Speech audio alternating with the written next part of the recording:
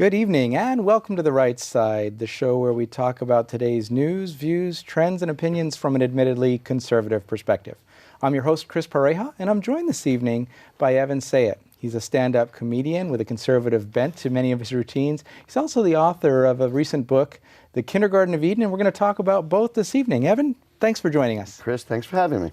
So tell me a little bit about, with today's political climate, why you would choose comedic jobs when there's not really much funny going on from many perspectives. Look, there's always stuff that's funny. Even in the worst of situations, there's gallows humor. But it was Saul Alinsky who recognized that ridicule is a powerful weapon.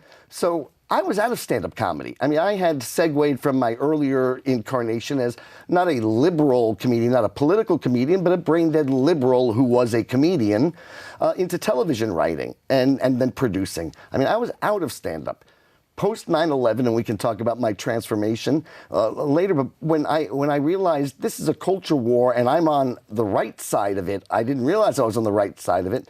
I said, what skill, what weapon do I bring to this war that our side is missing?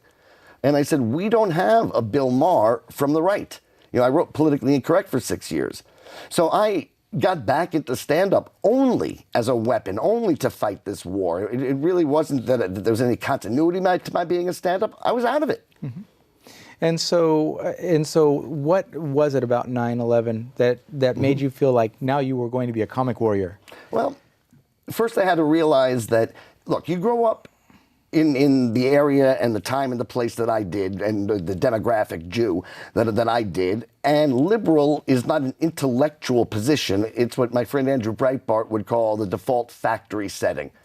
All right, you just knew growing up basically everything that liberals tend to know, which is that Democrats are good and Republicans are evil.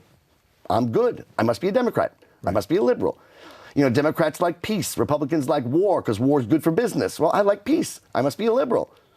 You know, Democrats like the air. Republicans don't like the air. They pollute the air. They don't breathe the air. You don't think it through. You just know that Democrats like the environment. Well, I like air, so I must be a Democrat. Right. Then I call myself a 9/13 Republican. Right? 9/11 didn't surprise me. Right? Obviously, I didn't know the date. I didn't know the target. The carnage sickened me.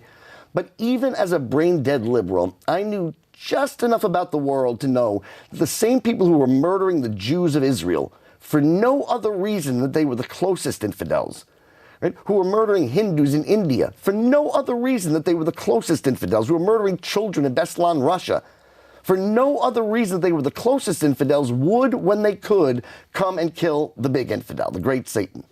Right? They just had these big oceans they couldn't cross. So when these attacks took place, what really surprised me were not the attacks. It was the liberals' response to the attacks, that we provoked them. You know, in the words of Jeremiah Wright, President Obama's spiritual mentor, that it was the chickens coming home to roost. Right? There was a college professor who was teaching that we deserve, all of us deserve to be burned alive in our places of employment because every one of us is a little Eichmann, the architect of the Holocaust. And there was no outrage. In fact, not only was no outrage from the left, but this professor, Ward Churchill, actually got more invitations to speak on college campuses after he said that. This boggled my mind. I mean, aren't these the people we're supposed to, as liberals, hate the most? Religious fanatics who murder innocents? And here they were making the most ridiculous anti-American statements, and I had to figure out, one, where do I go to find an ally? Because it really doesn't matter where you stand on abortion if you're dead. I knew we had to fight Islamic fascism. Now that it was here in our country, we had to fight it.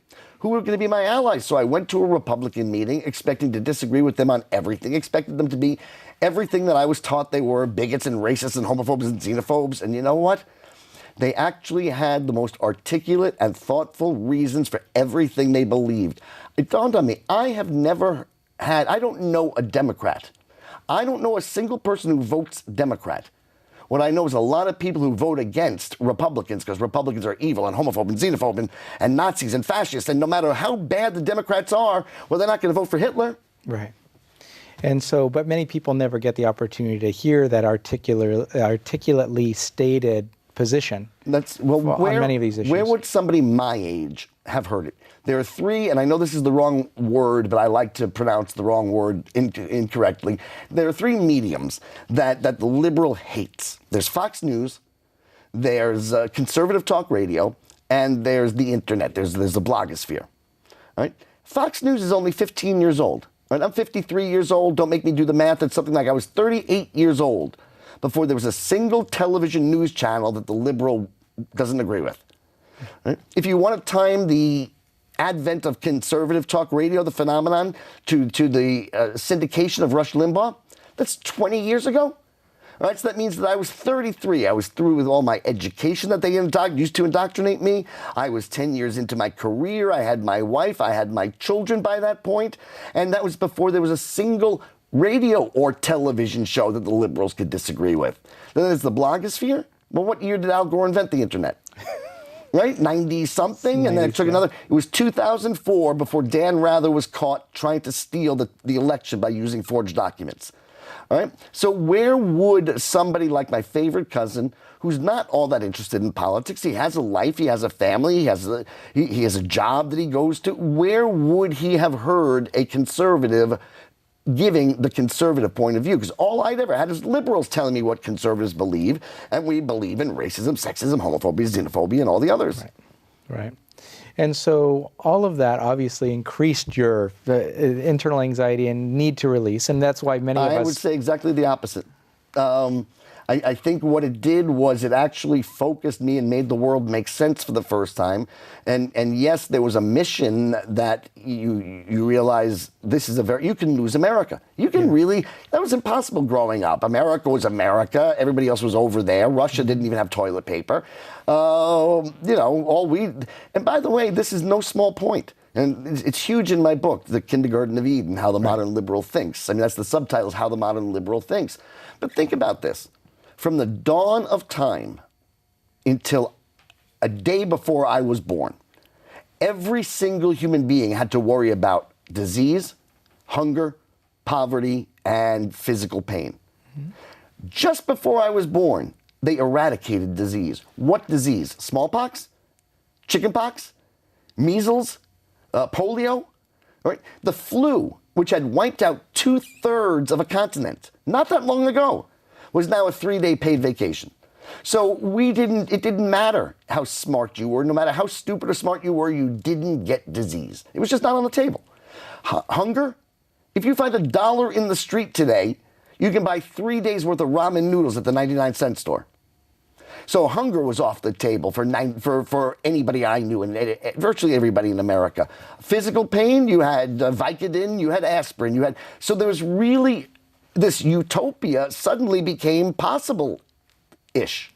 It seemed like until you started to get old and then see the damage and see that you had to steal from Social Security and you had to borrow from your kids. You know, Margaret Thatcher has such a great line. She said, socialism is the best form of government ever devised for one generation. It was my generation that stole from their parents and borrowed against their children, and now with Obamacare is stealing from their grandchildren. Yep. And so putting all that together, how did you make it funny? What did you do? How did you comment? Mm-hmm. It seems that you were using comedy as an outreach to educate. That seems like what your mission is. To educate and ridicule. Because my career took dual track and it advanced at exactly the same pace. So at the same time that I said, okay, this is a weapon that needs to be on our side, ridicule and humor. But at the same time, I needed to figure out how good, decent people will ignore the facts. America is not imperialist. We're not this evil nation that they say we are. And shut down logic. If we're imperialists after World War II and we had the bomb and the whole world was lying at our feet, why didn't we take over the world? Why didn't we just say, Europe, you're ours, we got this bomb, we'll use it on you? Why did we let Russia get to the point where they had the bomb? You know what, imperialists, after World War II, we didn't even take over Canada. So there's the facts and the logic, and it's known by the left. Mm-hmm. You know, we were talking off camera earlier about Springsteen, and he has this song where he's offering the definitive explanation, the definitive storyline for what it is to be born in the USA. And every word of it is a lie about him. Every word of it is a lie. And he gets to this one point where he says, got in a little hometown jam, so they stuck a rifle in my hand, sent me off to a foreign land to go and kill the yellow man. Right? So the Vietnam War is a racist war. That's what the liberals have. 1, 2, 3, 4. We don't want your racist war. But even Springsteen, even an idiot, had to have known that the North Vietnamese had yellow skin too. So before calling this great nation and that we would send our children to die to kill people based on their skin color, why didn't he give even a nanosecond's worth of thought to say, wait a second, if they're both yellow, maybe it's not the color of their skin that is the issue. Let me look into this a little further before I slander America in a definitive song that's going to be heard all around the globe. I had to know this. And so I began to research, think, debate, discuss the serious understanding, which is the KinderGarden of Eden, how the modern liberal thinks, and at the same time doing the comedy. And they progressed from local speaking engagements to regional to national. Exactly. I did CPAC as a comedian for the first time, the big National Conservative Convention at the big Reagan dinner, and the next day walked across the street and gave my serious talk to the Heritage Foundation. And that talk to the Heritage Foundation is now the single most viewed lecture in their entire history. Not Ronald Reagan, not Margaret Thatcher. So what was it that drew people to that speech? There was a question, because when you see people making stupid, factually incorrect arguments about things they know. Trayvon Martin was an innocent child gunned down by a white man. Oh, he wasn't white, a white Hispanic. They edit the 9/11 tapes. Why? Why do they lie on behalf of this thug? All right, why? How do you look at the Middle East? All right, and you see this tiny and wonderful liberal, lowercase l, lowercase d, liberal democracy of Israel surrounded by misogynist, homophobic, mass-murdering, corrupt terrorists, and decide to boycott Israel. How do you look at the facts? Now, you can look and say, well, some of them are Marxists and they're trying to overthrow Western civilization. My cousin's not a Marxist. My cousin hasn't given it enough thought. He hasn't read Das Kapital and decided, okay, that's the ideology. So how is it that they blind themselves to the fact? He knows Israel's a liberal democracy. He knows the Muslim world is as horrific as it is. How does he come to this conclusion? And I was able to answer this in a way that rocked the conservative world. Chris, when I went to Washington, D.C. to do the Heritage Foundation, I went as a political unknown into a town where everybody gives a speech every single day. Everybody writes an article and so I went in as a television writer, and I gave this talk, and it was taped. And one person saw it and said, my God, that's Sunday, and sent it out to people, sent it out.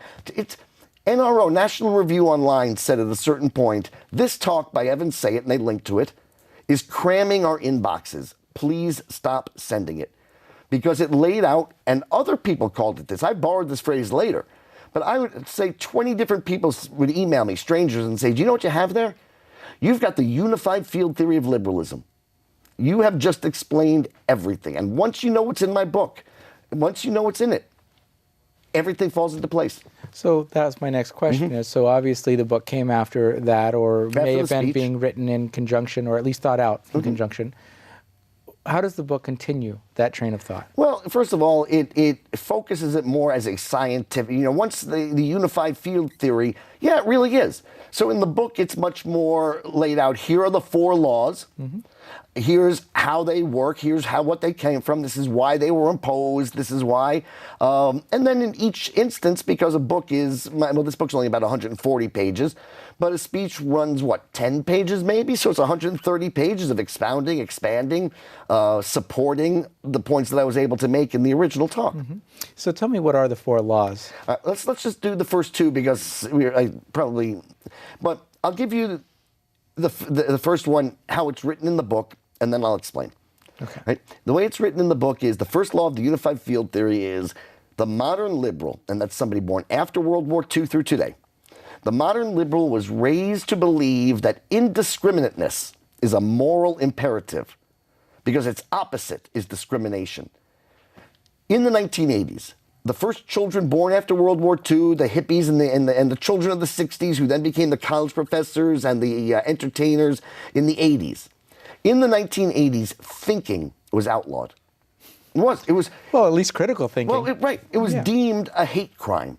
And the concept behind it is anything you believe, Chris, anything I believe, anything your director believes, your camera person believes. I almost said camera woman. Wow. Cameraman. Ooh, no differentiating. That's exactly right. Discriminating thought, no differentiating. Anything that you believe, anything I believe, anything anybody believes is going to be so tainted by our prejudices. Prejudices we all have. Prejudices based on the fact that you're a man, that you're tall, that you're short, that you're rich, that you're poor, that you're white, that you're black. Anything you believe is so tainted by your prejudices that the only way not to be a bigot is to never think at all. Well, or not to think in a way that's contradictory to the thoughts of the collective. No, not to think at all, which will lead you into the thoughts of the collective. Because the second law is indiscriminateness of thought does not lead to indiscriminateness of beliefs. It leads to siding with evil over good, wrong over right, to Trayvon Martin over George Martin? Zimmerman. George Zimmerman. Good Hispanic name. Yes. Well, that's why they thought they had themselves a Jew. Yes. That's honest to God. That's why the media went nuts about this. They thought they finally found a Jewish murderer that they could use to show, see, every religion kills. Yeah. But it's the reason they support the Islamists over Israel. Because the second law is, if nothing is better than anything else, if no culture is better than any other, then success is unjust. Great success is a great injustice. And long and sustained success is the greatest injustice of all. If there is no difference, you're just not allowed to recognize the difference between Islam and Judaism. Then how come the Jews have Tel Aviv? How come the Jews have symphony orchestras? How come the Jews have all of this? And the Palestinians are mired in crap. If it's not because Islam did it to itself and Judaism built this, if they're equally good because you're not allowed to believe, not to think which one's better, then the Jews must have stolen their success and the Palestinians must be oppressed. That's all they need to know. The Jews are successful, the Palestinians are failed. It can't be their culture, so it must be an injustice. And since the Palestinians are hugely failed, and the Jews are hugely successful, that injustice must be huge, which is why they single out Israel. It's not because Israel's the worst nation, it's because they're the best. They're the most successful. Well, there are also religious connotations and everything else, which expands the conversation to another 30 pages in the book, I'm sure. It's there. It's there. Read the book. Yeah. So expand a little bit on what those two laws come to mean within the book and within the context. Obviously, if we get into the third and fourth, that might steal the punchline. So no, not in the slightest. I mean, I don't even remember the third and the fourth at this point. Only because I wrote the book. You only talk about the first two. No, but also because in order to do what I've been doing on this last round of talks, which I take the unified field theory of liberalism and I show how it applies to the mainstream media. Right. I show how they've gotten literally every major story of our lifetimes, of the modern liberal era, not just wrong, but diametrically opposed to the truth, always their mischaracterizations aiding the image of the evil, failed, and wrong, and undermining the image of the good, right, and successful. Give us a couple of examples of that, besides Trayvon Martin, obviously. Well, okay, I'll give you another one. Look how hard they're working to make Benghazi not a terrorist act by Islamic fascists, but the rightful response to the provocation of a video that was made 6 months earlier. You'd have to be a moron to believe that. And in fact, they admitted that they had nothing to do with anything. No. The New York Times just came out with a big expose about how it really was the video after all, because Hillary's running, and Hillary's the one who got these people murdered in Benghazi, by her lack of interest in their survival. So there's an example. Okay, look, that's political machinations. That's political maneuvering. But how can my cousin believe it? The media contributing to that? That doesn't happen, does it? But not everybody in the media is a radical left-wing liar. So why, Katie Couric is not a Marxist. She's an idiot, okay? She doesn't know Karl Marx from Chico Marx, Groucho Marx, all right? So why would she do it? And the answer's in the book. The answer's in the book. That's all I can say at this point. Okay. Shh, it's in the book. Okay. So what's the solution? Oh, first of all, forgive me for this, there's no such thing as, in humankind, the solution. Liberals look for the solution.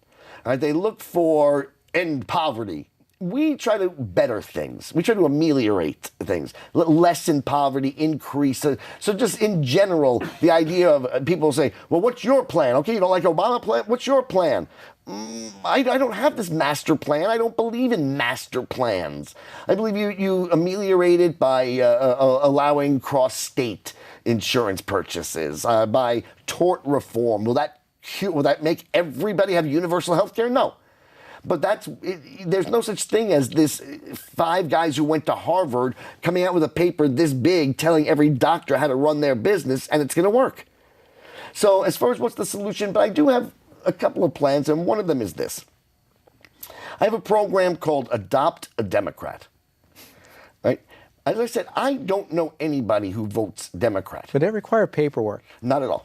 Okay, good, because we don't want to ask anybody for papers. No, there's no paperwork involved. But everybody has one person in their life who's not a left-wing radical, who just has never heard from a conservative what it is we believe.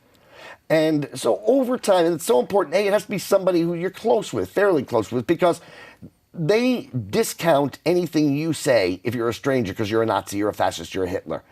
So it doesn't even matter what, but if they know you, if you're their favorite cousin, you know, if you're their longtime esteemed colleague, if you're their mentor through the year, whatever, it's hard for them to just dismiss you as a racist when they know you're not. So it has to be somebody close in your life, and it's very much like adopting a child. Okay? You don't make everything a teachable moment. It's not every argument, but periodically when they say something truly moronic, like Benghazi, that guy shouldn't have made that video, take the opportunity to point out, and know the facts. You know, when they say something about Trayvon Martin, point out the facts. They was going out that day to buy 2/3 of the ingredients to make drugs. You know, and then over time, and one more, you can let them win a couple of arguments, just like you let your 5-year-old beat you to the front door sometimes. You know, but on the big ones, and over time, I'm telling you, Chris, I have changed maybe 30 people in this way.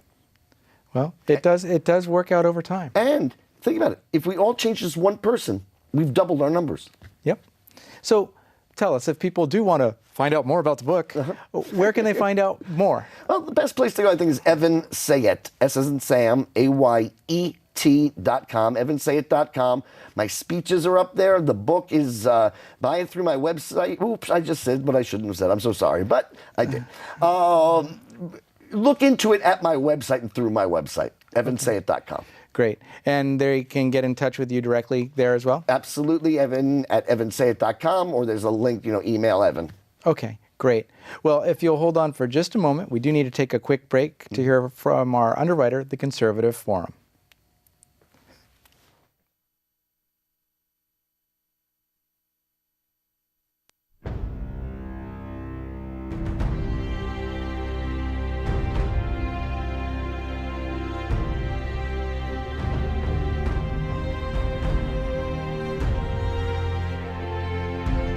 The Conservative Forum of Silicon Valley began with 20 conservatives meeting at a restaurant in November of 2003.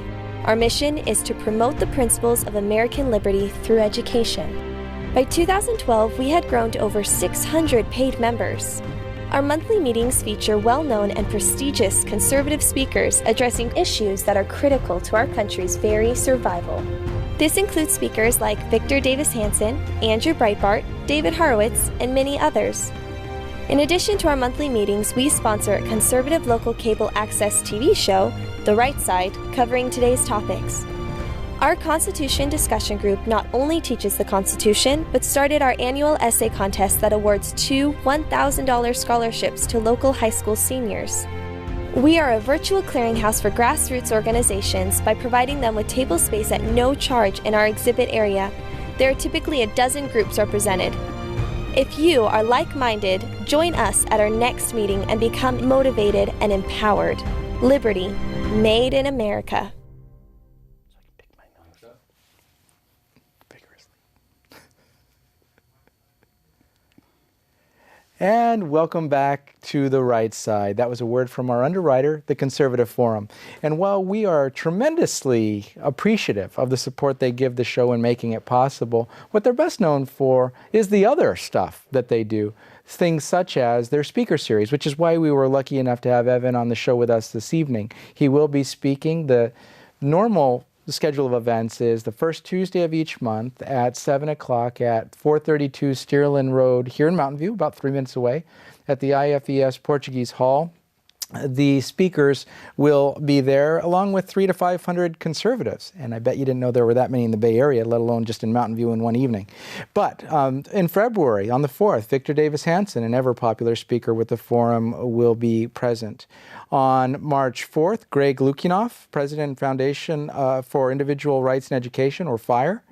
And then in April, Dr. Bert Folsom, Hillsdale professor and well-known author. And then in May, we're expecting a packed house because Sheriff Joe Arpaio will be present. So if you do want to find out more about the forum and what's available in the speaker series, please go to theconservativeforum.com.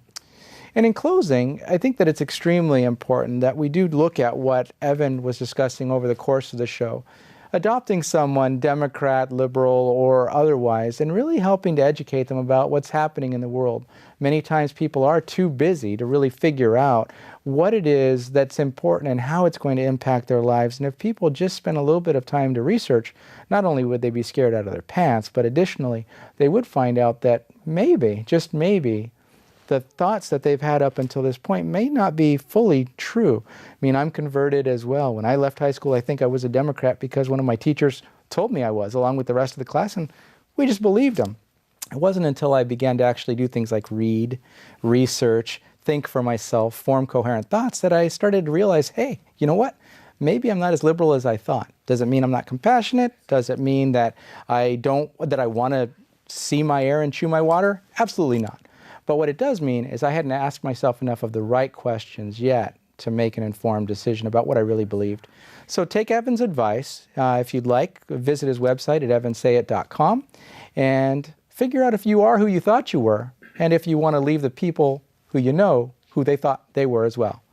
Have a great night. I've been your host, Chris Pareja, and this has been The Right Side.